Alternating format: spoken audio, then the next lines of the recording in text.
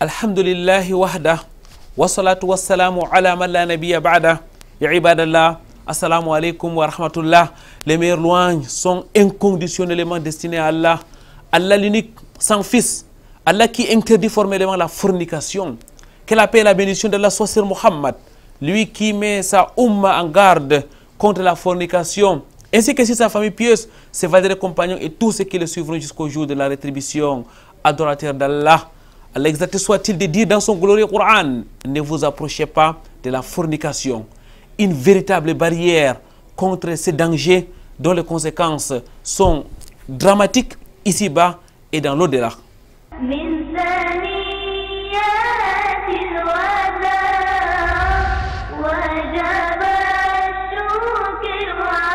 Mesdames, Mademoiselles, Messieurs, très chers téléspectateurs, bienvenue sur ce plateau de vitrine de l'islam. Et vous l'avez certainement saisi, il sera question aujourd'hui pour nous sur ce plateau de parler des dangers de la fornication. Votre émission Vitrine de l'islam, c'est votre rendez-vous à trois articulations. L'entretien, bien sûr, mais aussi au cœur de la société et la cérémonie de Saint Al-Qur'an al-Karim. Écoutons et méditons la parole d'Allah pour commencer cette émission.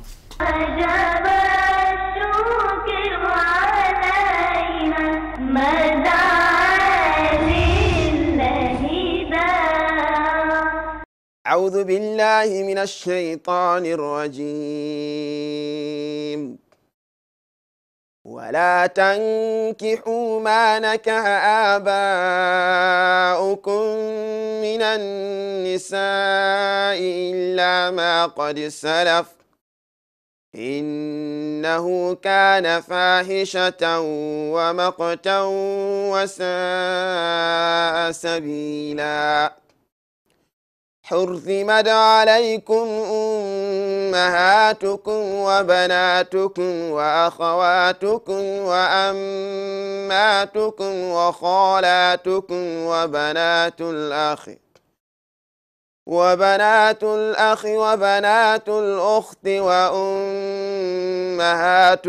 اللاتي أرضعنكم وأخواتكم من الرضاعة وأمهات نسائكم وربائبكم اللاتي في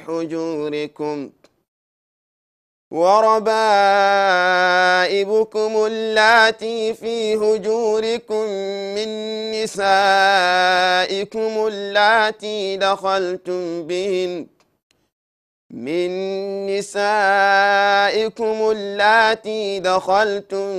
بهن فإن لم تكونوا دخلتم بهن فلا جناح عليكم وحلائل أبنائكم الذين من أصلابكم وأن تجمعوا بين الأختين إلا ما قد سلف إن الله كان غفورا رحيما وجب الشكر علينا مدى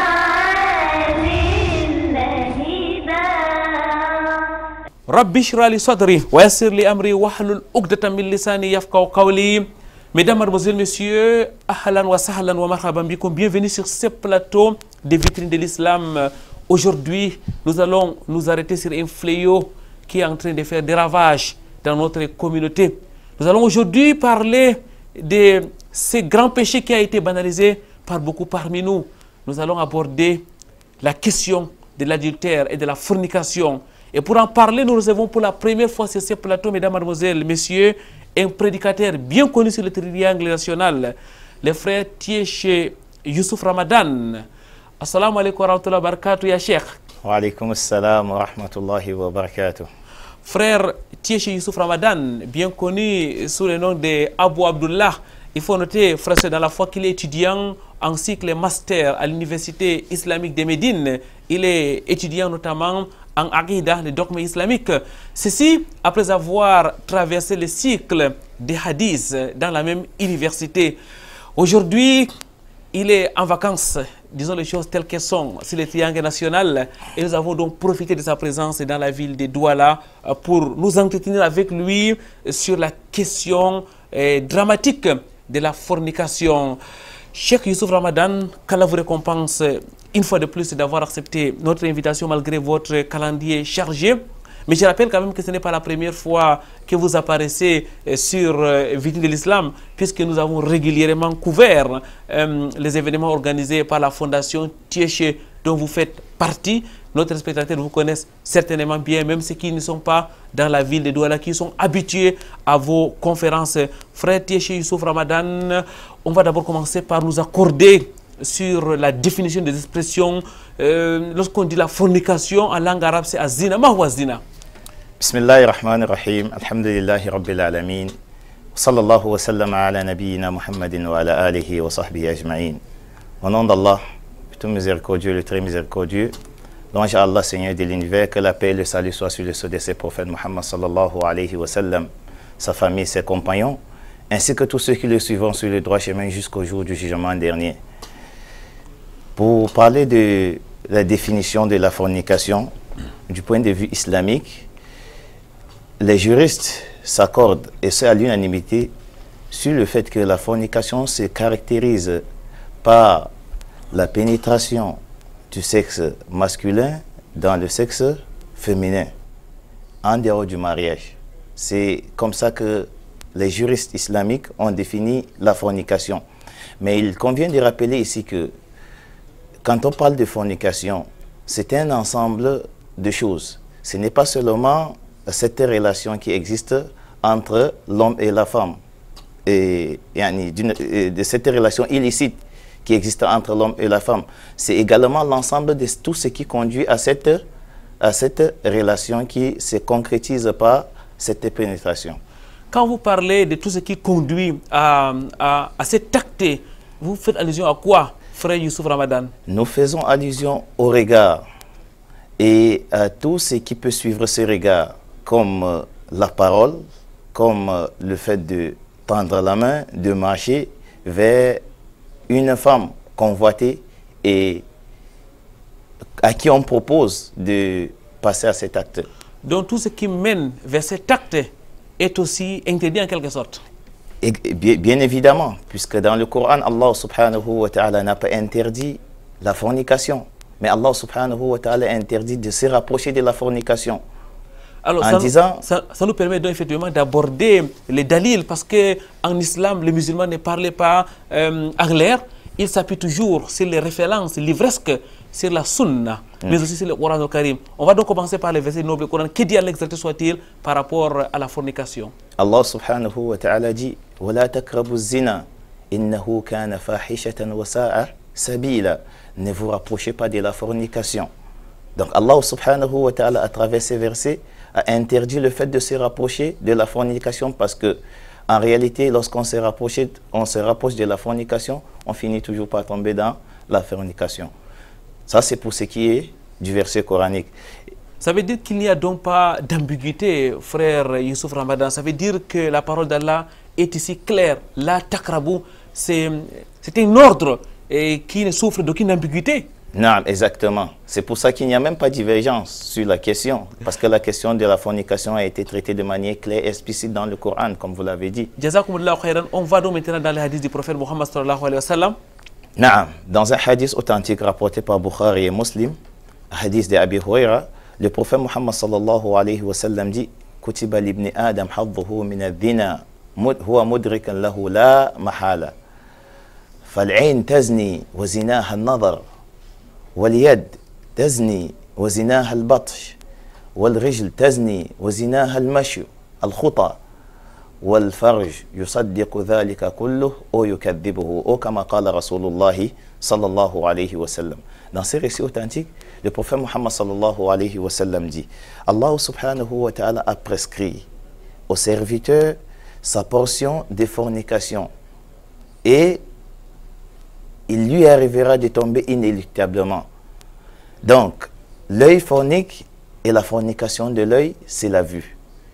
La main fornique et la fornication de la main, c'est le toucher. les pieds forniquent et la fornication des pieds, c'est les pas.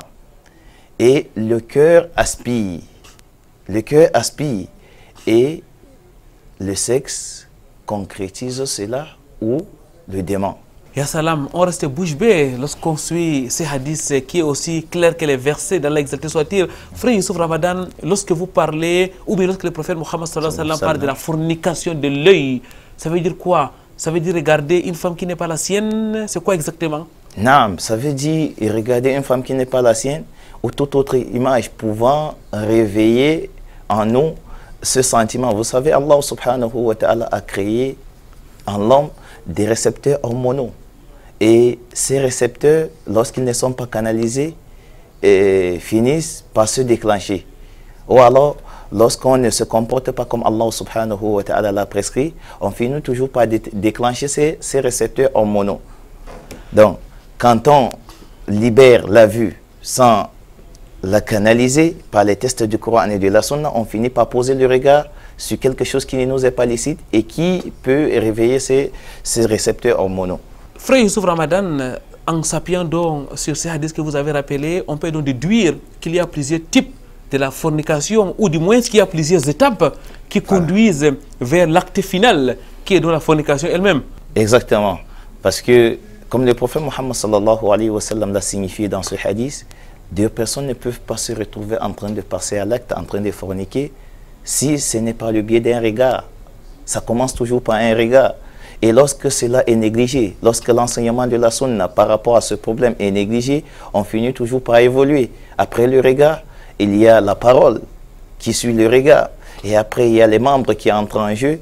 Et finalement, on finit par tomber dans la fornication. Qu'Allah exalté soit-il nous en préserve, frère Youssouf Ramadan. C'est un fléau aujourd'hui qui a droit de citer dans nos cités. Il faut dire les choses telles qu'elles sont. Vous, en tant que prédicateur, quel état de lieu faites-vous de cette pratique dans notre société aujourd'hui? Il ne fait aucun doute que lorsqu'on analyse la société, et c'est de manière objective, on se rend compte que la fornication fait vendre dans notre société.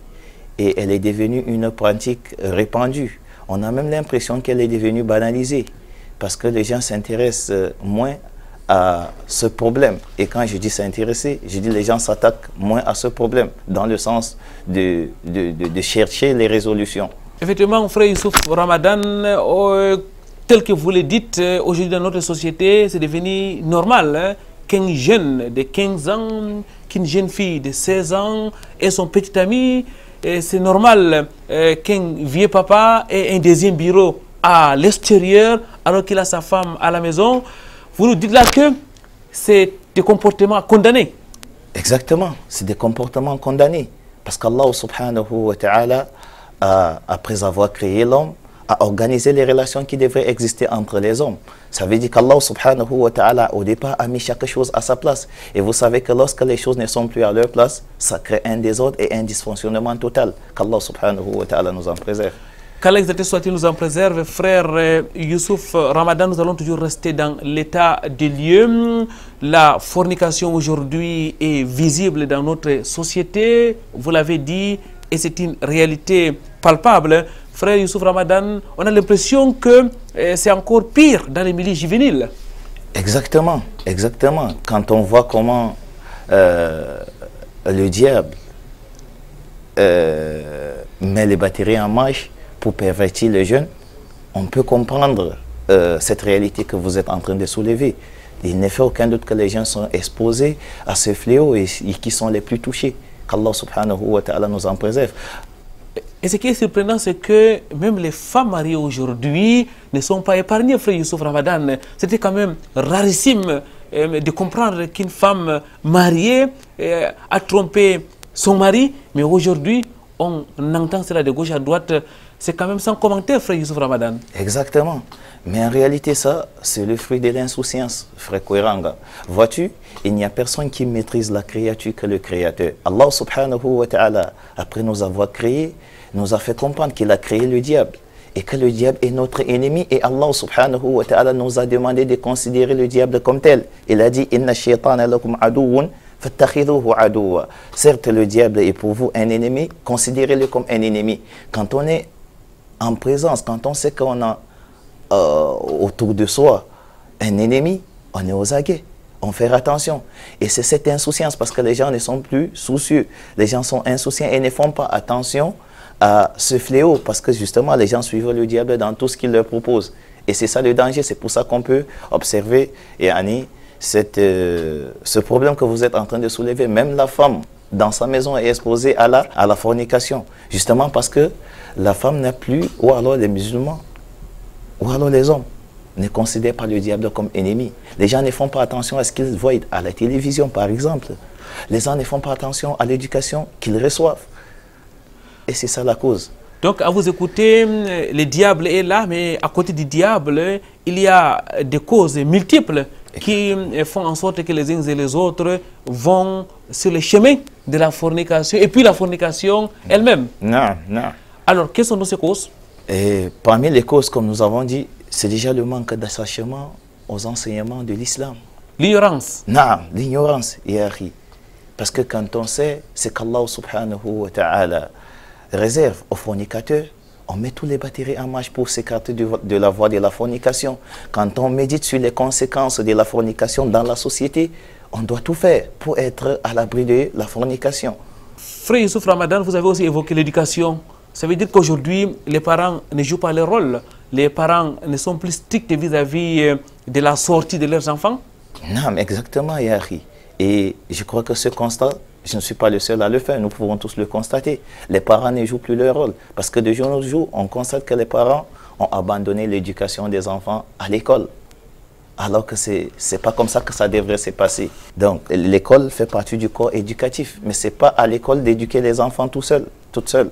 Mais frère Youssouf Ramadan, est-ce que la société n'est pas aussi pour quelque chose? Parce qu'aujourd'hui, quelles que soient les mesures qu'on prend lorsqu'on sort dehors, on voit les femmes qui sont pratiquement nues, ou pour les femmes, on voit des hommes qui sont pratiquement nus. Il y a la publicité dehors, de gauche à droite. Frère Youssouf Ramadan, la télévision n'est pas du reste. Les réseaux sociaux, aujourd'hui, les images obscènes sont à la portée de tout le monde. Est-ce que finalement, ce n'est pas toute la société qui aujourd'hui accompagne les uns et les autres vers la fornication? Est-ce que ce n'est pas notre environnement qui incite les gens à aller vers la fornication? C'est notre environnement. C'est tous ceux qui ont accepté que ce fléau s'installe. Et c'est toute la société. Et c'est pour ça que parmi les particularités de la fornication, frère Koiranga, c'est que lorsque la fornication se propage dans une contrée, en réalité, les habitants de cette contrée s'exposent à la menace d'Allah subhanahu wa ta'ala. C'est ce que dit le prophète Muhammad sallallahu alayhi wa sallam dans un hadith authentique. Donc, ça veut dire que nous devons de tout faire pour mettre la barrière à ce fléau, pour empêcher la propagation de la fornication. Donc, si on ne se comporte pas de cette manière, si on ne se lève pas tous comme un seul homme pour combattre la fornication, nous allons tous payer, frère Koiranga, d'une manière ou d'une autre. Inch'Allah. Et nous reviendrons dans la deuxième partie de cette émission sur les conséquences, mais aussi les pistes de sortie vis-à-vis de ces fléaux. Mesdames, mademoiselles, messieurs, nous allons prendre une courte pause. Nous allons vous rejoindre chez vous, autour de vous, au cœur de la société.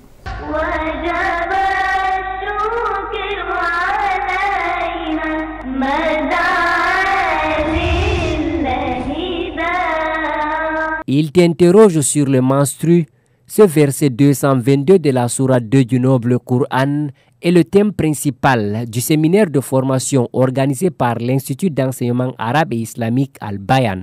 Du 24 juin au 3 juillet 2019, de jeunes filles et femmes dont l'âge varie entre 12 et 42 ans ont bénéficié de ces enseignements. Une joie profonde que je l'exprime en leur remerciant et en exhortant aussi tous les sœurs de mettre tout ce qu'on a appris en application, car l'objectif n'est pas juste de faire un séminaire, mais l'objectif est de les enseigner, de résoudre l'une des problèmes majeurs, car lorsqu'on parle de menstrues, on parle déjà de la jurisprudence, ça a un lien avec la prière, le jeûne, le pèlerinage, des horaires de prière, y compris même des divorces. Donc la femme ou la fille qui ignore déjà ses menstrues en islam, elle ignore déjà sa prière et sa prière est en danger ainsi que son jeûne.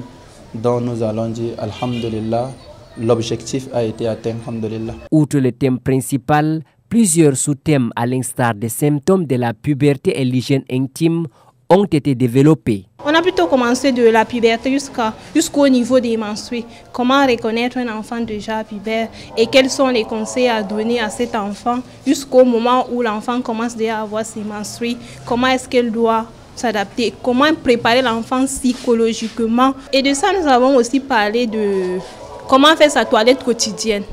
Une toilette quotidienne, quels sont les gestes à faire pendant la toilette quotidienne, quels sont les gestes à éviter. La cérémonie de clôture de ce 3 juillet 2019 a donné lieu à une mini-conférence animée par Amina Oumou Ayman, une occasion qui a permis d'interpeller les sœurs sur l'importance de la pudeur au quotidien. La pudeur est une branche de la foi. À cet effet donc, il s'agit d'un trait de caractère qui distingue l'individu, qui fait en sorte que l'individu, dans ses actions, dans ses agissements, dans son comportement, dans sa façon de s'exprimer, que ce soit oralement ou en matière d'action, qui se distingue. Pourquoi? Parce qu'il a la pudeur. Après 10 jours de formation, les séminaristes se disent mieux outillés sur les écoulements sanguins tels qu'enseignés par l'islam. Nous avons beaucoup appris durant ce séminaire. Nous avons vraiment compris ce que c'est que les menstrues, comment est-ce qu'une femme doit se comporter lorsqu'elle est pubère, pendant ses menstrues et même après ses menstrues. Nous avons compris qu'elle ne doit pas prier pendant ses menstrues et elle ne doit pas jeûner. Et le port du voile aussi est important pour une femme pubère.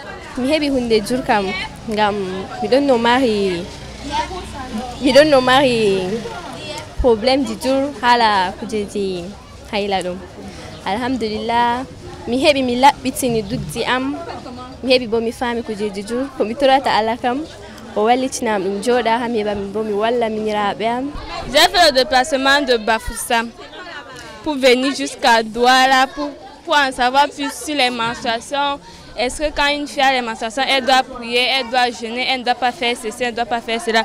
Et j'ai plus appris sur les grandes ablutions, comment améliorer. Si je faisais quelque chose par erreur, comment dois-je améliorer? Really, the formation was very perfect. I love it. So thanks to those who have participated and organized it. Nous remercions les enseignants et Cheikh Zakaria Oundoti qui a organisé ce séminaire. Mais alhamdulillah, avec ce séminaire, nous avons beaucoup gagné, nous avons beaucoup profité. Et je les remercie, je continue à remercier. Et je voudrais, au fur et à mesure que nous aurions un peu de temps, que nous puissions organiser ce genre de séminaire pour pouvoir faire sortir les gens dans l'ignorance. Au total, 67 séminaristes ont reçu leur attestation de fin de formation tout en saluant l'initiative portée par ACET et l'Institut Al-Bayan.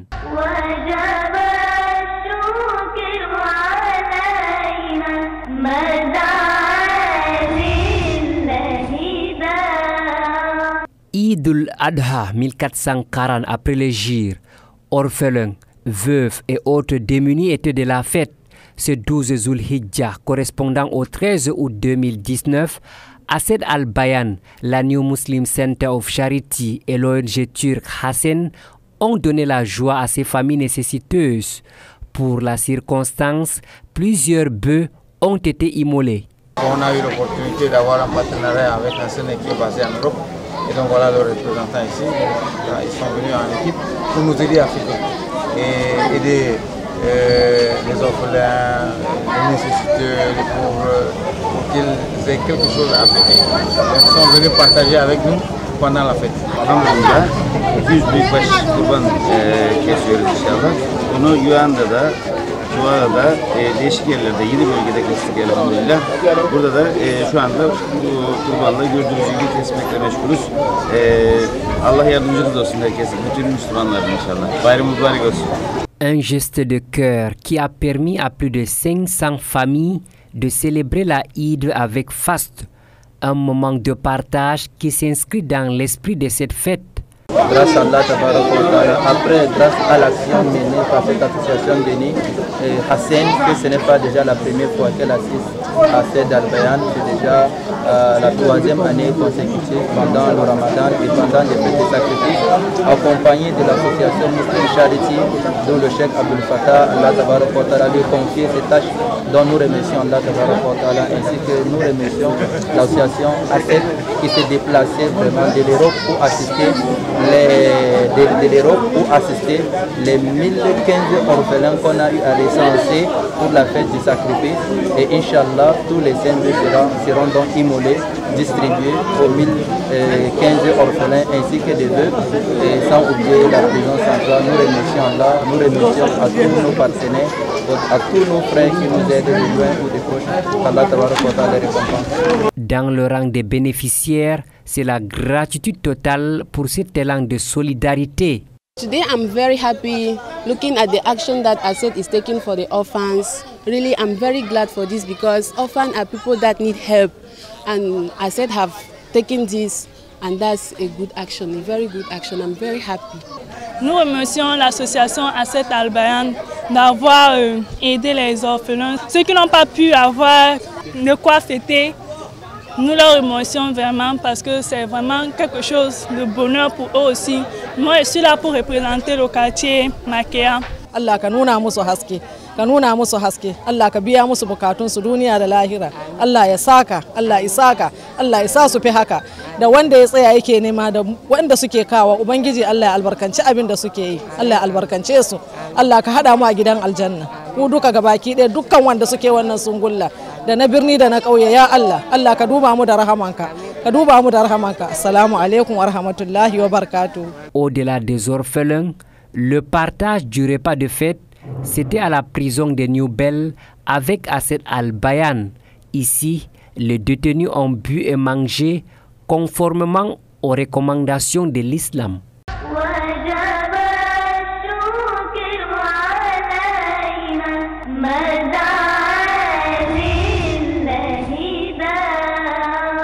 Retour sur ce plateau de victimes de l'islam. Mesdames, mademoiselles, messieurs, nous sommes aujourd'hui en train de parler des dangers de la fornication en compagnie de Cheikh Tieche Youssouf Ramadan, étudiant dans la très célèbre Université islamique de Médine en cycle des masters filière Dokm al-Aqida.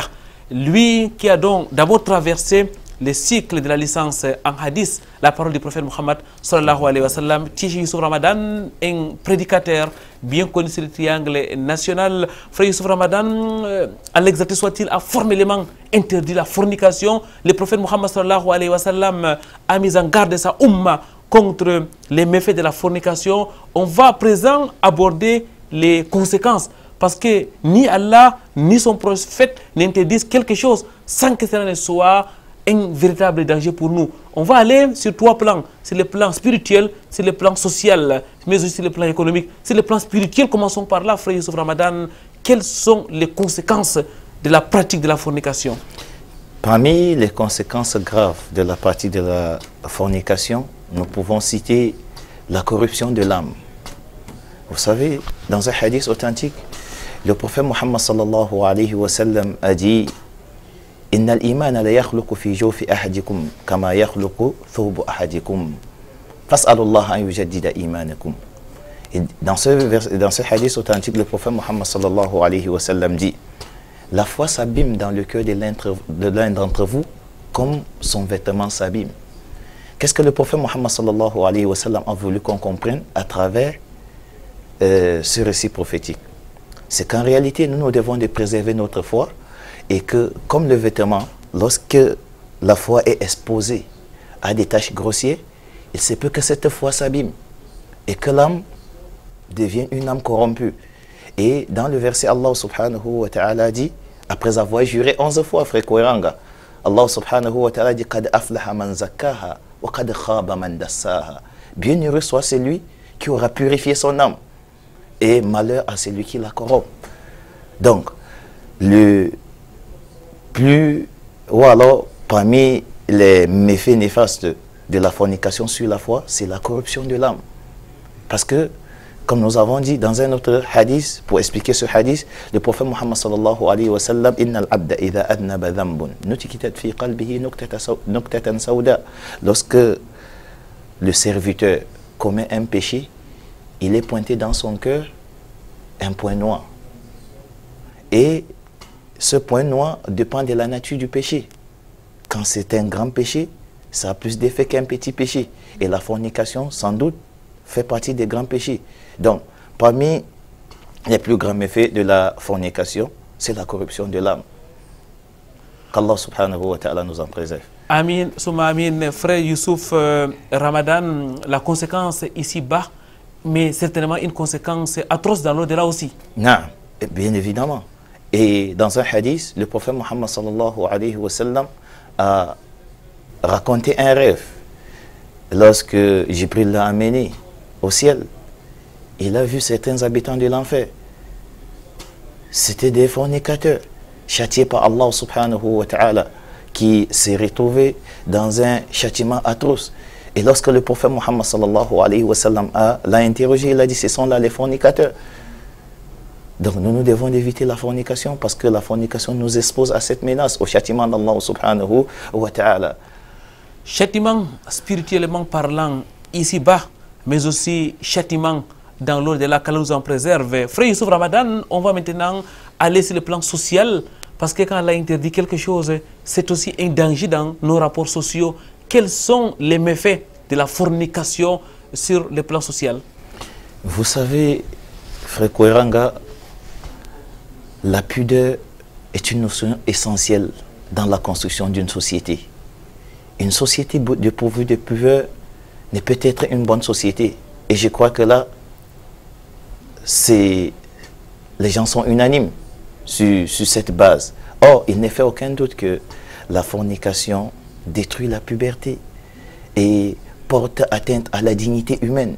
C'est comme si la fornication détruisait la cellule sociale, frère Youssouf Ramadan, parce que finalement, on aura des enfants hors mariage qui n'auront pas ni une éducation appropriée, des enfants qui seront dépourvus des grandes familles, la famille de l'homme et la famille de la femme. Exactement, exactement. Parmi les méfaits de la fornication, nous pouvons citer ce que vous avez évoqué, qui est la perturbation de la lignée. La perturbation de la lignée. Et comme nous avons dit, tout ça fait partie des conséquences de la perte de la pudeur. Sans pudeur, le monde n'aura pas de sens.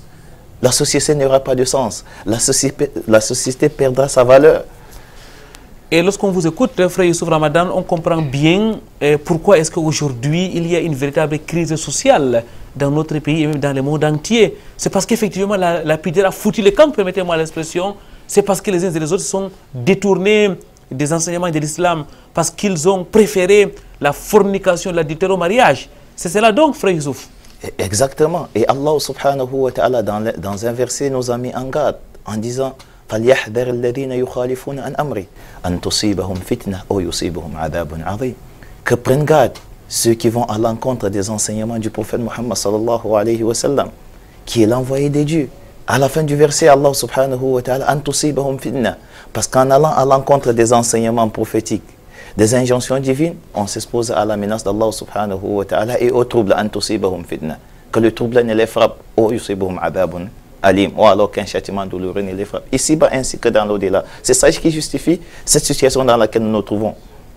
Qu'Allah exalté soit-il nous en préserve. Frère Youssouf Ramadan, apparemment, ou bien lorsqu'on regarde, lorsqu'on analyse la société telle que vous l'avez dit au départ, on se rend compte que la fornication coûte cher. Exactement.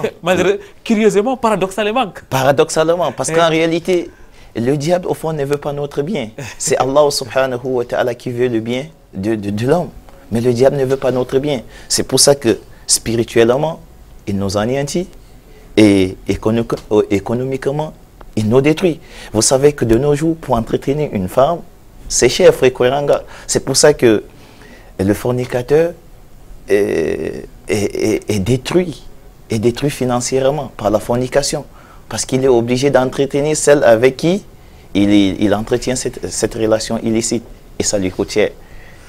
Malheureusement. Ça lui coûte très cher, comme vous l'avez dit, frère Youssouf Ramadan. Ça lui coûte cher en argent, ça lui coûte cher en temps, ça lui coûte cher dans tous les domaines. Exactement. Ça coûte cher en temps, ça coûte cher en argent, et ça coûte cher dans tous les domaines comme vous avez dit.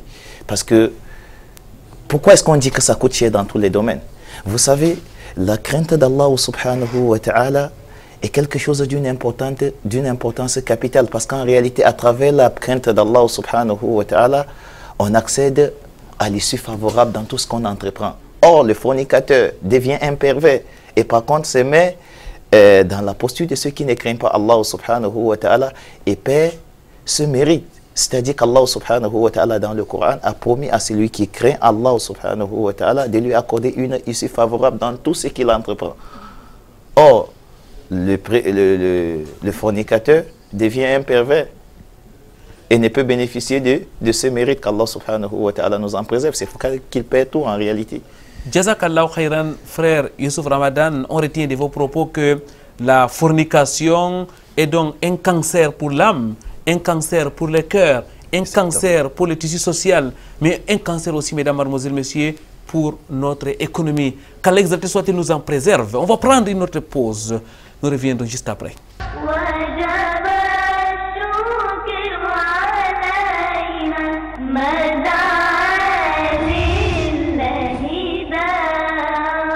Pureté et gloire à l'exalté soit-il, mesdames, mademoiselles, messieurs, Allah qui interdit la fornication et recommande donc les mariages. Frère Youssouf Ramadan, nous sommes en train aujourd'hui de parler d'un fléau qui menace et qui menace véritablement notre société, c'est la fornication.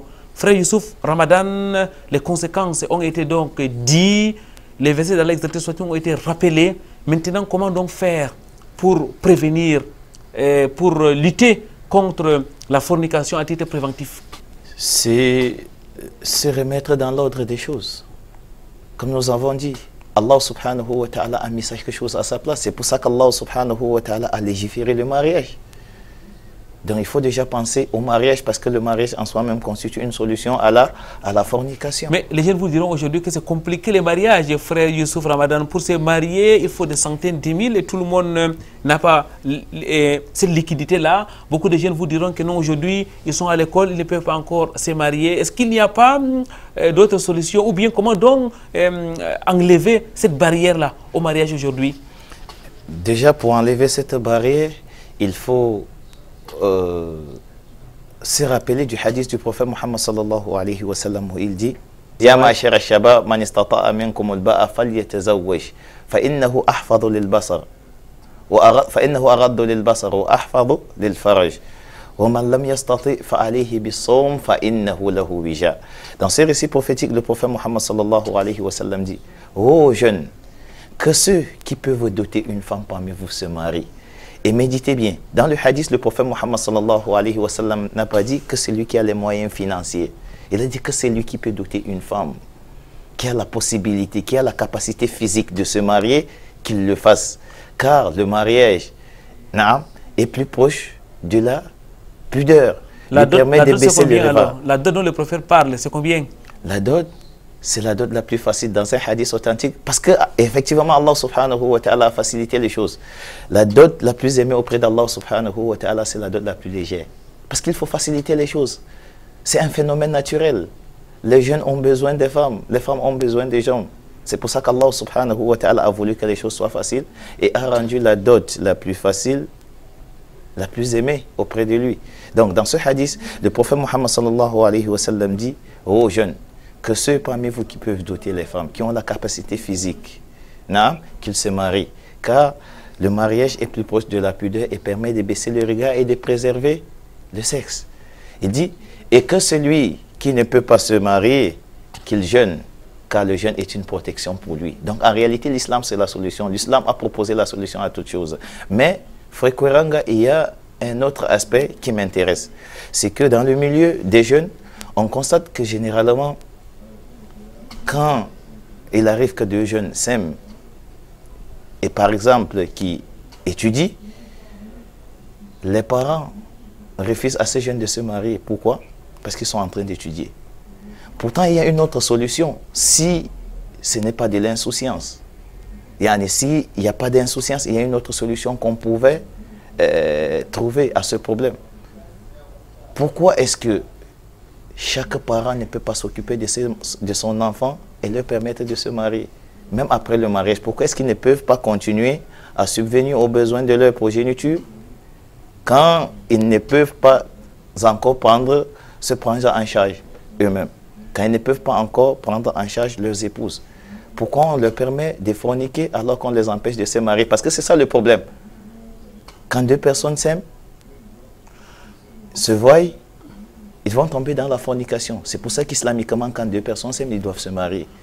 Frère Youssouf, vous êtes donc en train de nous dire qu'on peut bien continuer ses études étant marié? On peut bien continuer ses études étant marié. Et c'est ce que j'étais en train de dire. Frère Youssouf Ramadan, certainement beaucoup de jeunes nous suivent à l'heure actuelle. Et beaucoup disent que c'est pratiquement impossible de rester sans forniquer, appelons le chat par son nom, jusqu'à un certain âge. Beaucoup de jeunes sont surpris de savoir qu'il y a encore des jeunes filles chastes à 20 ans, à 25 ans. Frère Youssouf Ramadan, vous nous dites là que c'est possible, même si on n'est pas marié, si jamais c'est bloqué, qu'on puisse rester dans sa chasteté en observant les jeunes? Non, parce que le jeûne en soi-même est une protection, comme Allah subhanahu wa ta'ala l'a dit, comme le prophète Mohammed sallallahu alayhi wa sallam l'a dit dans le hadith précédemment. Frère Youssouf Ramadan, au-delà des jeûnes que vous avez évoqués, est-ce qu'il n'y a pas d'autres règles qu'il va falloir observer? Parce qu'aujourd'hui, vous l'avez dit dans la première partie de cette émission, nous sommes dans un environnement qui incite à la fornication. Les gens sont devant la télé tout le temps. Les gens, lorsqu'ils sortent dehors, ils regardent ce qui n'est pas permis. Est-ce qu'au-delà du jeûne, frère Youssouf Ramadan, il n'y a pas d'autres mesures qu'il faut prendre pour pouvoir se protéger contre la tentation du diable vis-à-vis de la fornication? Il y a plusieurs mesures que je vais résumer en une grande mesure. Cette mesure, c'est le fait de se mettre à l'abri de tout ce qui conduit à la fornication, frère Kouéranga. C'est le fait de se mettre à l'abri de tout ce qui conduit à la fornication. Et c'est pour ça que je dis que l'homme doit être à la hauteur des défis qu'il se doit de relever, et particulièrement le croyant. Il faut faire attention à ce qu'on regarde. Il faut faire attention à ce à quoi on s'adonne. Il faut faire attention à ce qu'on fréquente. Il faut faire attention à ce à quoi on s'intéresse. Machallah. Frère Youssouf Ramadan, est-ce que la polygamie n'est pas l'autre solution? Parce qu'aujourd'hui, ce n'est secret pour personne, il y a plus de femmes que d'hommes sur la terre, et elles sont nombreuses, nos téléspectatrices, qui nous interpellent régulièrement, qui veulent se marier, qui ont 30 ans, qui ont 35 ans. Frère Youssouf Ramadan, est-ce qu'aujourd'hui, les prédicateurs, est-ce que la société ne doit pas aller dans le sens d'inviter les uns et les autres à prendre plusieurs femmes? Sans aucun doute, on doit aller dans ce sens. Parce que c'est la solution. Quand Allah subhanahu wa ta'ala propose une chose, il ne fait aucun doute que c'est la solution. Allah subhanahu wa ta'ala a légiféré la polygamie parce que c'est lui qui a créé. Il maîtrisait le nombre de femmes qu'il a créées mieux que qui que ce soit. Il maîtrisait le nombre d'hommes qu'il a créés mieux que qui que ce soit. Il maîtrise les difficultés de la vie mieux que qui que ce soit. Et c'est pour ça qu'Allah subhanahu wa ta'ala a légiféré la polygamie, parce qu'en soi-même, c'est la solution à ce problème aussi. Le fait d'avoir plusieurs femmes. Mais apparemment, c'est compliqué, frère Youssouf Ramadan. Aujourd'hui, il y a la location, il y a les factures à payer, et ça coûte très cher les hôpitaux. Et vous pensez que dans un environnement comme celui-ci, là, on peut véritablement avoir plus d'une femme? Exactement, on peut véritablement avoir plus d'une femme, frère Kouéranga. Je vais vous rappeler une chose importante. En réalité, qui est le pourvoyeur de subsistance? C'est Allah. C'est Allah subhanahu wa ta'ala. Ça veut dire qu'en réalité, ce que nous faisons, ce ne sont que des causes. Mais c'est lui qui concrétise ce à quoi on aspire à travers ces causes, c'est Allah subhanahu wa ta'ala. Je vais citer un exemple banal. Regardez le nombre de ceux qui empruntent le même chemin chaque jour pour aller faire le marché. Mais est-ce qu'il revient avec la même subsistance? Pourtant, ils ont fait les mêmes causes. Ils sont sortis à la même heure, ils ont presque les mêmes produits, mais ils ne reviennent pas avec la même subsistance. Parce qu'en réalité, le pourvoyeur de subsistance, c'est Allah subhanahu wa ta'ala. Et c'est pour ça qu'il faut mettre la crainte d'Allah subhanahu wa ta'ala en avance. C'est lui qui se marie.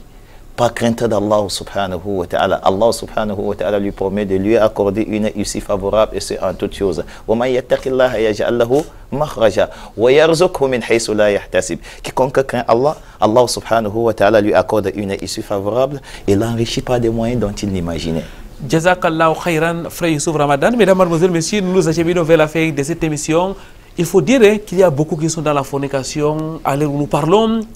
Comment faire pour s'en sortir? Est-ce que les portes du repentir sont fermées pour ceux qui sont plongés corps et âme dans la fornication, frère Youssouf Ramadan? Parmi les bienfaits de l'islam qui mettent en lumière la beauté de l'islam, c'est que la porte de la repentance est toujours ouverte auprès d'Allah subhanahu wa ta'ala. Tant que le serviteur respire encore, la porte du retour de la repentance est ouverte. Et c'est pour ça que dans un verset, Allah subhanahu wa ta'ala, en citant ceux qu'il a qualifiés comme étant les serviteurs du tout miséricordieux. Regardez, les serviteurs du tout miséricordieux. Donc ici, Allah subhanahu wa ta'ala est en train de faire leurs éloges. Mais parmi ceux-là, Allah subhanahu wa ta'ala dit والذين لا يدعون مع الله إلها آخر ولا يقتلون النفس التي حرم الله إلا بالحق ولا يزنون ومن يفعل ذلك يلقى أثاما يضاعف له العذاب يوم القيامة ويخلد فيه مهانا. Dans ces versets, Allah subhanahu wa ta'ala, en citant les attributs de ceux qu'il a qualifiés comme étant les serviteurs du tout miséricordieux, dit ce sont ceux qui n'adorent pas d'autres divinités en dehors d'Allah subhanahu wa ta'ala, avec Allah subhanahu wa ta'ala, c'est-à-dire qui ne commettent pas d'association. ولا يقتلون النفس التي حرم الله إلا بالحق, qui ne tuent pas l'âme qu'Allah subhanahu wa ta'ala a rendue sacrée.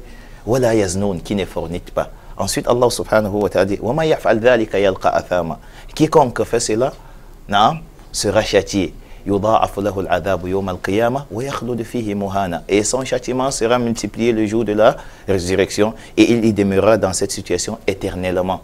Ensuite, Allah subhanahu wa ta'ala a ouvert une porte en disant إِلَّا مَنْ تَابَ, exception faite de ceux qui se répandent.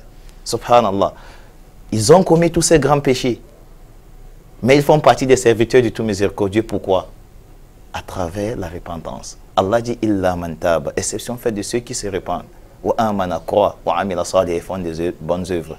Quelle est leur récompense auprès d'Allah subhanahu wa ta'ala? Fa ulaika yubaddilu Allahu sayyi'atihim hasanat, ceux dont Allah subhanahu wa ta'ala transforme les mauvaises œuvres en bonnes œuvres. Ça veut dire qu'il faut être cohérent, qu'il se peut qu'une personne commette de l'adultère et que le jour de la résurrection il rencontre Allah subhanahu wa ta'ala et trouve que cet adultère ou alors cette fornication est transformée en bonne œuvre à cause de la repentance. La repentance, ça signifie quoi exactement, frère Youssouf Ramadan? Qu'est-ce qu'il faut exactement faire pour être parmi les repentants?